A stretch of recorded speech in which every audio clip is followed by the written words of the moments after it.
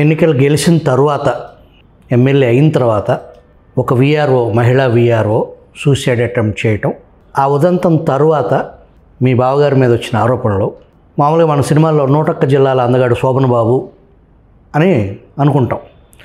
అట్లా మీ బావ పట్ల కొంతమంది మహిళలు ఆకర్షితులయ్యి ఆయనతో చాట్ చేస్తారా, లేదా ఆయనే స్వయంగా చేస్తారా? అసలు అదంతా మీ బావగారంటే ఇష్టం లేని వాళ్ళు కల్పించే కట్టు కదలా సార్? 2 చేతులు కలిస్తేనే చప్పట్లేండి.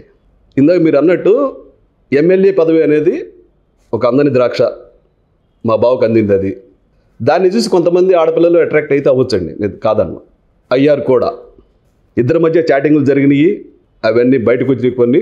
ఆ సందర్భంలో జరిగిన సూసైడ్ అటెంప్ట్ తనది. ఈ సందర్భంలో మేము పార్లమెంటు సభ్యు గౌరవ చిన్ని గారిని కలవడానికి అని చెప్పేసి హైదరాబాద్ వెళ్తున్నాం. బావా జరగడానికి జరిగిపోయింది, తప్పెవరిదని తర్వాత సంగతి. ముందు హాస్పిటల్కి వెళ్ళి ఒక ఓటర్గా, నీ కాన్స్టిట్యున్సీ నియోజకవర్గపు ఓటరా తను, పరామర్శించండి అని సలహా ఇస్తే విని ఊరుకున్నాడు. సరే, మేము కోటేశ్వరరావు గారు, జానకిరామ్ అని వెనుగడప, మేము ముగ్గురు నైట్ 11కి కారులో సారు గౌరవ పార్లమెంట్ సభ్యులు చిన్ని గారి అపాయింట్మెంట్ తీసుకొని రండి అంటే హైదరాబాద్ వెళ్ళామండి. కరెక్ట్గా చిన్ని గారు 10 గంటలకు వచ్చారు. మేము వచ్చేటప్పుడు అక్కడ కూర్చొని ఉన్నాం. అప్పటికి ఎమ్మెల్యే గారు రాలా. ఇంకా ఇట్లానే వరుసను కూర్చున్నామండి, నేను, కోటేశ్వర గారు, జానకిరామ్ గారు, చిన్ని గారు ఆఫీస్లో. ఇట్లానే వచ్చాయండి ఎమ్మెల్యే గారు. నేను కూర్చున్నా, ఎందుకు వచ్చారని అడిగాడండి. నేను వెంటనే సెల్ ఫోన్ పక్కన ఇసిరేసి కిందకి దిగానండి. ఇది ఎంపీ గారి సమక్షంలో కాదు, ఎంపీ గారు లోపల ఛాంబర్లో ఉన్నారు, మీరు బయట లాంజ్లో కూర్చోన్నాడు. కోటేశ్వర గారు, జానకి ఉన్నారు. నేను కిందకి వెళ్ళిపోయా. ఒక అరగంట తర్వాత వచ్చి ఏడి మా బావ ఏడి అని కోటేశ్వర గారిని అడిగితే పక్కన జానకి గారు అన్నాడు, బూతులు తిట్టి వెళ్ళిపోయాడు ఎందుకంటే. కాదు ఫోన్ చేయండి అంటే జానకి ఫోన్ చేశాడు నాకు, వేత్తలే నేను. తర్వాత కొలికిపూడి గారు తీసుకుని, బావా మనం భోజనానికి వెళ్దాము ఏమేమి దగ్గరికి రా అంటే, నేను నా మేనగోళ్ళ దగ్గర మీరు వెళ్ళిపోండి, నేను రాను అని చెప్పేసి. అంటే అతన్ని తరఫున మేము క్షమాపణ ఇవ్వడానికి వెళ్ళామండి ఎంపీ గారి దగ్గరికి. అతని కోసం మేము ఎంపీ గారి దగ్గరికి వెళ్ళాం. ఇది మా స్వార్థం కోసం మేము వెళ్ళలేదు. వెళ్ళే ప్రాసెస్లో నైట్ 11 నుంచి ఆల్మోస్ట్ 1 గంట సేపు వాళ్ళ భార్యతో నేను చాటింగ్ చేశాను. అమ్మ, తప్పులు జరుగుతూనే ఉంటాయి, బట్ కాదు, ఏం జరిగిందో ఎంపీ గారితో చెప్దాం, మనం తప్పుడు వాళ్ళు అవ్వకూడదని చెప్పేసి తను మెసేజ్లు మాకు పెట్టింది, మేము పెట్టాము, బాగా స్పందించింది. రేపు ఒకసారి అమ్మను అంటే జ్వరం వచ్చింది శ్రీని గారిని తను మెసేజ్ పెట్టింది. సరే, మేము ఎందుకు వెళ్ళాల్సి వచ్చిందంటే అతను రానన్నాడు కాబట్టి మేము వెళ్ళామండి. నేను ఎంపీ గారి ఆఫీస్ రాను అన్నాడు మాతో. సో అతను రావట్లేదు కాబట్టి మేము వెళ్ళి కొంచెం సారీ చేద్దాం ఎంపీ గారికి, ఇట్లా జరిగిందండి, కాస్త చూడండి అని. తీరా రాను అన్నాడు కదా అని చెప్పేసి మేము వెళ్తే అతను వచ్చి మీరు ఎందుకు వచ్చారు అని అడిగాడు.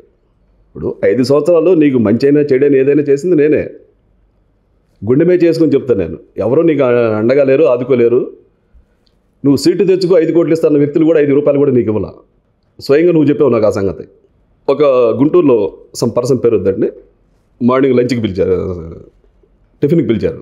వెళ్ళాం, మన రాయపాటి సాయికృష్ణ, నేను, శ్రీనివాస్ గారు. బెటర్ అయిపోయింది అని అన్నాడు నరేంద్ర గారు, మనం హెల్ప్ చేద్దామండి శ్రీనివాస్ గారికి. ఇతని నేచర్ తెలిసిన తర్వాత అండి ఆయన 1 రూపాయి కూడా ఇవ్వలే ఎలక్షన్స్ టైంలో.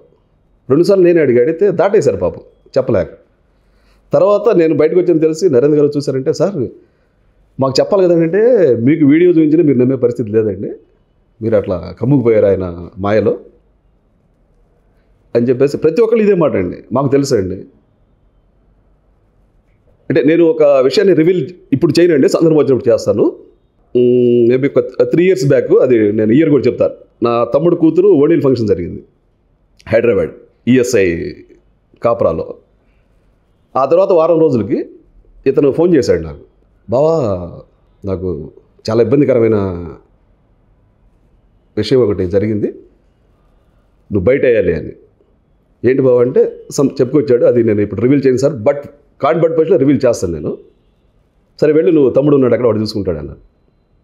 ఉదయం 11 గంటలకు వచ్చాడండి మా తమ్ముడి దగ్గరికి, ఇంటికి, నా తోడబుట్టినవాడితో. ఈవినింగ్ 4:30 వరకు మంచినీళ్ళు పుట్ల.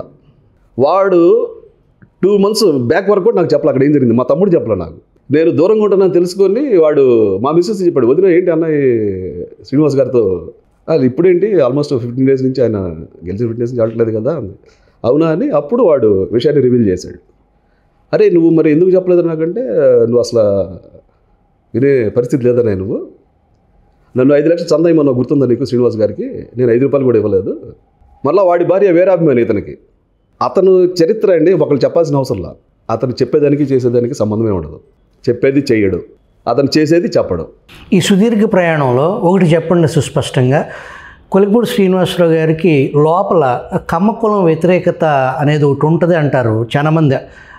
అది వాస్తవా అపోహ ఏంటది? ఈ ప్రశ్న మామూలు ఇబ్బందికరమైన ప్రశ్న అండి నాకు. అతనికి లోపల ఏముంటుందో తెలియదు, కానీ అతని ఎదుగుదలలో 100కి 200% కమ్మ సోదరుల పాత్రేనండి. ఈ రోజు వరకు అతను వెనకేసుకొస్తున్న కొంతమంది కూడా కమ్మ సోదరులు, కమ్మ మహిళలు. అంటే వాళ్ళ దాకా కొన్ని చేరట్ల. బేసిక్గా ఒక కమ్మ కులం అనే కాదండి, అతను ఏ కులాన్ని, ఎవరిని కులాన్ని కాదు మతాన్ని డోంట్ కేర్, అంతే. నేనే, నాకు తప్ప ఎవరికి ఏమీ తెలియదు.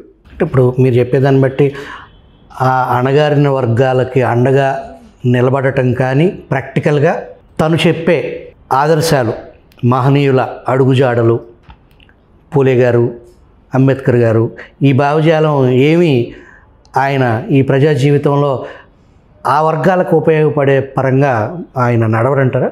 అసలు ఆ వర్గాలతో డిస్కస్ చేస్తే కదండి నడవటానికి. దగ్గరికి రానిడు ఆ వర్గాలని. ఇతనికి ఆపద వచ్చినప్పుడు వాళ్ళ దగ్గరికి వెళ్తాడు, ఇతను వెళ్తాడు.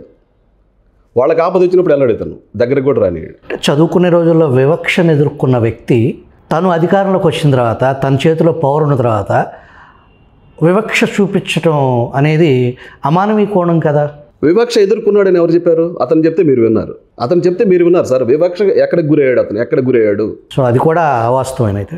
దానికి ఉదాహరణ చెప్తాను నేను. ఇతని విద్యాభ్యాసం చరిత్రలో అప్ టు డిగ్రీ ఒక 4 మాస్టర్లు, స్కూల్ స్టేజ్ నుంచి కావచ్చు, కాలేజ్ స్టేజ్ నుంచి కావచ్చు, వాళ్ళకు వచ్చే జీతంలో 10 రూపాయలు దాచుకొని ఇతనికి పుస్తకాలు కొన్నారు. వాళ్ళలో 2 బ్రాహ్మణ కులానికి సంబంధించిన వాళ్ళు ఉన్నారు. వివక్షకి ఇతను గురి అయితే వాళ్ళు ఇవ్వరు కదా. స్టిల్ ఇప్పటికీ లైవ్ వాళ్ళు 4 కూడా. ఇతని విద్యాభ్యాసానికి సాయం చేసిన 4 మాస్టర్లు ఇప్పటికీ ఉన్నారు, మహనీయులు. ఇతను గెలిచిన తర్వాత వాళ్ళని ఏమన్నా పరామర్శించాడేమో ఒకసారి కనుక్కోండి. మీడియా పరంగా అతను అడుగుతున్నాను నేను. ఇతని పతనానికి కారణం ఆ 4 గురువులేనండి. తల్లి శపించవచ్చు, తగలదు. ఆ 4 గురువుల్లో ఒక గురువు శపించాడు ఇతన్ని. కరెక్ట్గా 100వ రోజు సభ తిరువురులో పెట్టాడు శ్రీనివాస్ గారు. వీళ్ళకి మరి ఏం బాధ కలిగిందో మాస్టర్లకి. నేను 5వ రోజు వెళ్ళి, సార్ ఏంటి సార్ మీరు అంత మాట అన్నారు, మీ ఉసురు తగిలిందండి గురువు గారిది అన్న. ఆయన ఏంటబ్బాయి అన్నాడు. లేదు సార్ మీ ఉసురు తగిలింది, స్టార్ట్ అయింది పతనం అన్నాం. కరెక్ట్గా అంతే 105వ రోజు. మరి చూడండి గురువు గారి పవర్ ఎంత. అక్కడి నుంచి నెక్స్ట్ స్టెప్ బై స్టెప్ అతనికి సమస్యలు శ్రీనివాస్ గారికి.